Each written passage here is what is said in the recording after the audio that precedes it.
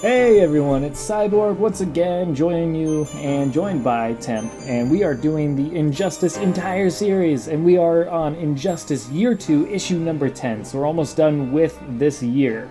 A couple episodes, or a couple issues, couple episodes, however you want to call them, left to go after today, but today we are on issue number 10, so check out the previous ones if you haven't already. It's good stuff, guys. It's really heating up. Series has been great so far, so definitely check out the other ones. You don't want to spoil anything before you get to, the most current issue for you, so definitely check those out first. But let's get right into this one. Like, subscribe if you haven't already. All right, let's jump into the issue. Okay. So, some really cool stuff here in the first chapter here. Really good stuff, really good writing, really good moments here. I love just right off the bat. I love when Catwoman is talking to Oracle and Harley just jumps out and says, "Tell her I exploded." She's just so happy, just so Harley. It is great. Honestly, the Harley in this series is quite fantastic. One of my favorite Harleys. She's done really well in this comic series thus far. She always has some good lines. I mean, she doesn't feel forced in any way, in my opinion. She feels very fun, funny, and good interactions with other characters. Definitely very animated series, Harley. Exactly, for sure. So we see that going on, and then the main bulk of this chapter, especially, takes place on I'm trying to think of the airfield. Either way, it's where Hal and Carol do all their flying and the whole Air Force and all the stuff that I forget what the actual place is called, but something Ferris, blah, blah, blah, blah. Ferris Aircraft. There you go. So that it takes place here. Guy it starts off really with Huntress and her crew getting on a plane. They're going to take one of the planes into the air, and Carol rats him out and says, Hal, I need you here. They're taking the planes. And Hal obviously comes to her aid, stops the plane, brings it back down. Guy Gardner comes and says, look, no, you're going to let him go. Sinestro catches wind of all this as Hal our Guy and all of them are jettisoning towards this area. So you see him kind of waiting in the wings. And Guy comes down, has a little tit-tat with Hal, and ends up with... How does the plane explode? Hal, throws it at something, right? Well, he grabs it. Yeah. And then after that, it's suspended. Yeah. I don't think it explodes till... It takes a while, because they're holding that shit for a long time. Yeah, I got it pulled up again here. So he's holding it. So they're having a back and forth between them. Okay, and then Sinestro comes in and blasts Guy Gardner down. And Sinestro's backed up by a couple of his Yellow Lanterns as well. Guy Gardner basically says, look, you know what?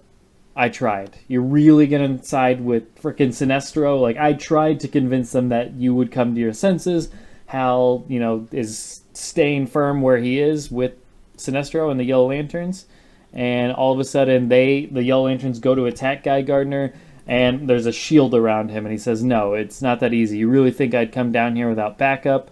And down comes Ganthet, or however you pronounce him, one of the Guardians, and he comes down, and he's basically says, he wipes everything off, and this is where the whole plane thing happens, is Sinestro throws the plane at Ganthet. You see Huntress bails out, and I would assume anybody else that was in the plane that was important probably bailed out, because there was no follow-up to this plane being destroyed, or the people in it. I thought about it, though, but I'm thinking, that's a really subtle way to kill some heroes. That's too subtle, so there's no way. No, I don't think there would be some fallout from that. But yeah, you see Huntress bail out at the very least. And Sinestro throws it at the Guardian, and it explodes. Carol's kind of caught in the crossfire while all this is raining down. Guy Gardner rushes to her aid, not her age, because that would be odd. Doesn't make any sense. It's very abstract. Yes. He rushes to her aid, catches her, takes her up in the air to get her away from the thing, and then Hal is just, no, you let her go, and kind of playing like a total jealous dick right now. He's just angry. I mean, we need a Red Lantern to come down here and fill all this damn rage, because this is what's happening here. But yeah, he says, Guy, give her to me. And then she's trying to calm Hal down. She says, no, he saved me. It's okay. and he's, give her to me, and he grabs her palm, or not her palm, but her wrist, and is taking her away from Guy, and he's telling her, whoa, calm down. You think, the Guardians will let you stand against them with their powers? And no, so that's not happening. While this is all taking place, Hal basically bashes Guy in the face with like a mace that he makes, of course, and Ganthan's like, Hal Jordan. He probably says it in all calm. Hal Jordan. I was thinking that too, yeah. Very, firm but peacefully. Yes, and then he says, you have broken your oath. He takes the ring right off. Obviously, he calls the ring to him, so it comes off of Hal's finger mid-air while he's holding Carol. So he starts plummeting. Carol starts plummeting. Sinestro comes into the aid, and Hal's like, get Carol, get Carol, get Carol. And this is an awesome scene, by the way. I love this scene. This whole situation, this whole setup, because the payoff is something that you would really have a hard time believing. And I mean, it feels somewhat forced, but the way they pull it off actually makes a lot of sense in how it's done. So basically, the ring comes off of his finger. They're plummeting while he tells Sinestro to save Carol. Please save Carol. He's begging him to save Carol. Not even himself. Like, he's just telling him save Carol. And that's Hal being so caring about her. But, I mean, Sinestro just says, no, save her yourself. And he offers him a ring. He says, you know what, you see the fear in her eyes? And I love this panel where you see the Yellow Lantern ring, and in between the ring, like the circle of the ring, you see Carol falling in the distance. Like, that is good camera work or paneling or setup, however you want to explain it. But it's communication through art. Yeah, I love it. Very good. So very good stuff all around in this whole situation. And he offers it to him, says, let them fear you, the fear that she's feeling, feed off of that. And we don't see him put it on, but all of a sudden she's plummeting, almost hits the ground, and you see a yellow hand catch her. So that is, now we know Hal is indeed a Yellow Lantern. And that costume looks good. It does. Oh my god, I wish it looked that good in game. And just a quick side note, it looks so bad in Injustice when he uses that costume, because it still has like a green tint to it. It's like an ugly vomit green. It's not a true yellow. Yeah. This is like radiant gold, and it works so much better. Oh yeah, definitely. And yes, Sinestro's like loving this. He's like, yes, yes. Eating that shit. Oh, we are under the same cord. It's yellow, not green. He's basically the insect from Family Guy. Good.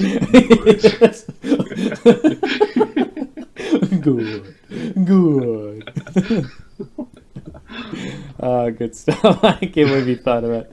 Anyway, so then the next chapter, we see the Yellow Lanterns are taking the fight all over the Earth. They're trying to spread the Green Lanterns out, and they're trying to take it to populated areas, so that way it makes it more difficult for the Green Lanterns, because they're obviously trying not to harm the citizens, so they're being total dicks, as you would expect.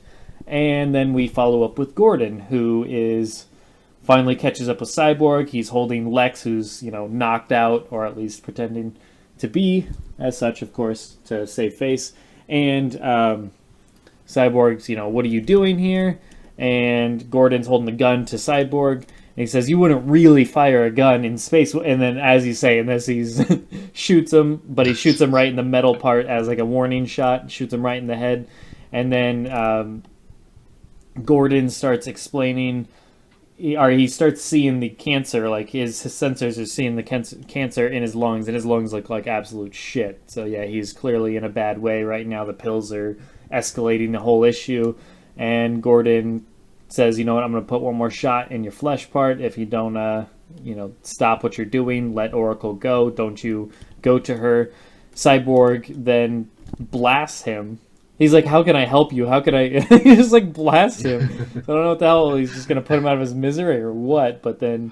Well, I guess it looked like he was lunging for him, maybe? Let me go back to the panel. Let me see. He is lunging at him. Gordon's lunging at Cyborg, and then Cyborg blasts him in the chest, but it doesn't really faze him too much because of the pill. And Gordon just outright knocks him out, an Al Bundy punch, like, bam, bam. And then Cyborg is down on the ground. Gordon says, I don't know anything about technology, but, I know how to shut it off, and it'll stop working. So he just tears the cybernetic part off of Cyborg's face, which is crazy. But yeah, then he throws that and lands right next to his glasses, which is a cool shot. Oracle and Batman are like, oh, it's gone. They're no longer tracing us. And then all of a sudden we see Lex Luthor. He's up and, he explains why he couldn't, help Gordon out. Gordon understands. And then Gordon basically sends Lex off with Cyborg, or to take Cyborg through the teleporter. He just wants some time alone to talk to Oracle. This is where it gets a bit emotional, and Gordon kind of says it's beautiful up there. He's looking off into space, looking at Earth, and obviously a first for him, I'm sure. And he's just he has some tears as he's talking to Oracle and explaining, sorry for everything, and explains the situation. And they're kind of like, what are you doing? And Batman is kind of like, Jim, what are you doing? And Gordon's, says, this time, for once, I'm going to disappear on you. And that's where it ends off on a cliffhanger with Batman kind of, Jim, what are you doing? And Oracle is just kind of like sad. So we end off on a cliffhanger. It's obviously looking like he might either go his own separate way in his final time, because he probably doesn't want Oracle to see him like this or see him die or anything. Maybe suicide. We don't really know. It's left kind of ambiguous for now, and it's to be continued. So we'll see. It's good art on Oracle too. Oracle's very well drawn in these comics. That is a funny picture of Batman at the very end. It's kind of, I don't know why it makes me laugh, but yeah. And even going back in the art, actually, Guy Gardner, he's drawn weird. Is it me? I like the way he's drawn, actually. I think he looks pretty badass. It kind of looks like Boomhauer. It doesn't look like Guy Gardner. I don't know, man. I don't know about Boomhauer. But boom, man. Harley's all like boom, and she explodes. But when, like, fucking Carol Ferris is doing that stance between the two, he fucking looks like Boomhauer to me. It's crazy. I kind of see what you're saying. I honestly do like the way he looked, though.